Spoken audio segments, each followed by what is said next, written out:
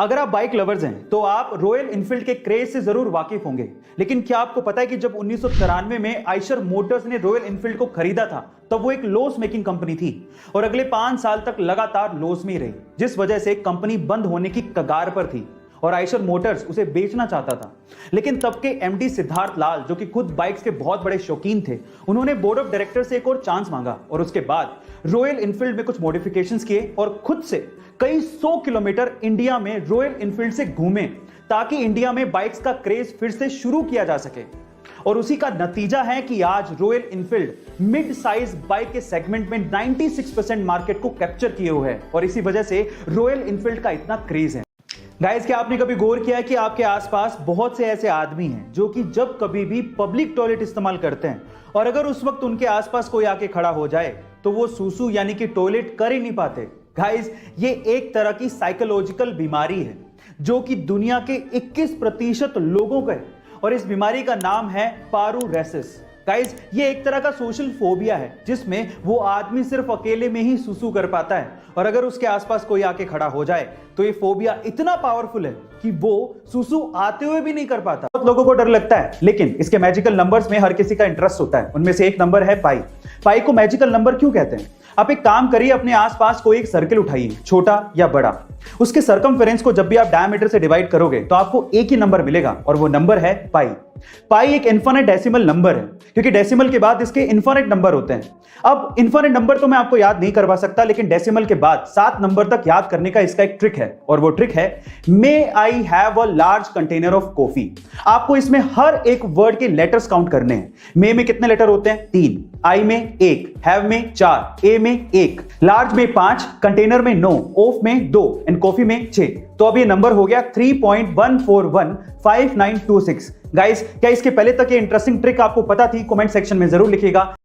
Guys, आपने famous web series money heist के बारे में तो जरूर सुना होगा, जिसका सीजन 5 मोस्ट अवेटेड है। अब इसमें नायरोबी नाम की लड़की का एक फेमस किरदार था जिसे निभाया था एक स्पेनिश एक्टर एल्बा फ्लोरेस ने।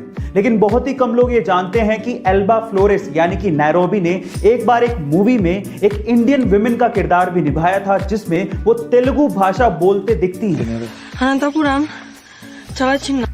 उस मूवी का नाम था विसेंटे फेरर, जो कि एक स्पेनिश मूवी थी लेकिन उसकी स्टोरी इंडियन थी। कभी कभार किस्मत इंसान के साथ कुछ ऐसी चोट कर जाती है कि इंसान ये सोचने लगता है कि ये सब मेरे साथ ही क्यों हुआ, लोग तो और भी थे।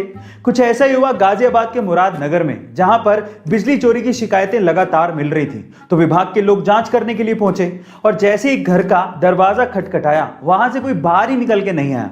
उसके बाद एक लाइनमैन उस घर के पड़ोस की छत पर जाकर खड़ा हो गया। उसके बाद जो भी हुआ वो वायरल हो गया।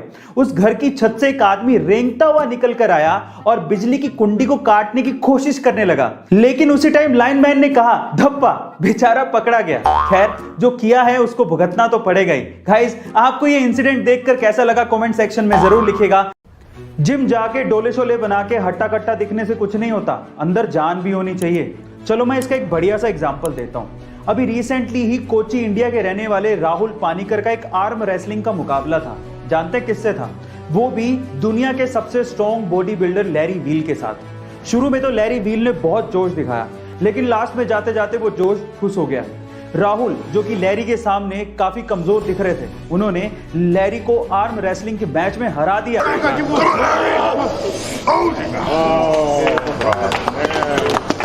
गाइस, सिंगापुर के रहने वाले एक बंदे ने दुनिया की सबसे महंगी वर्चुअल आर्ट खरीदी है। Virtual art actually really exist नहीं करती, वो सिर्फ वर्चुअली एग्जिस्ट करती है। अब आप लोग सोचो कि उसके लिए उसने कितना पैसा दिया होगा। उसके लिए उसने लगभग $70 मिलियन खर्च किए हैं, यानी कि लगभग 500 करोड़ रुपए। Oh my God. और उससे भी हैरानी की बात यह है कि ये बंदा बिटकॉइन बिलियनर है और एक्चुअली वो साउथ इंडिया से है। गाइस, पर ऐसा बिल्कुल भी नहीं है कि वो बहुत रिच फैमिली से है। इनिशियली उसके पास खुद के लैपटॉप खरीदने तक के पैसे नहीं थे, फिर उसने बिटकॉइन में $5000 इन्वेस्ट किए और वही $5000 आज $बिलियन में कन्वर्ट हो चुके हैं। गाइस, ये इंटरेस्टिंग फैक्ट जान के आपको कैसा लगा चैट सेक्शन में जरूर लिखिएगा और ऐसे अमेजिंग वीडियोस के लिए यूट्यूब पे हमारे चैनल को सब्सक्राइब कर लीजिएगा।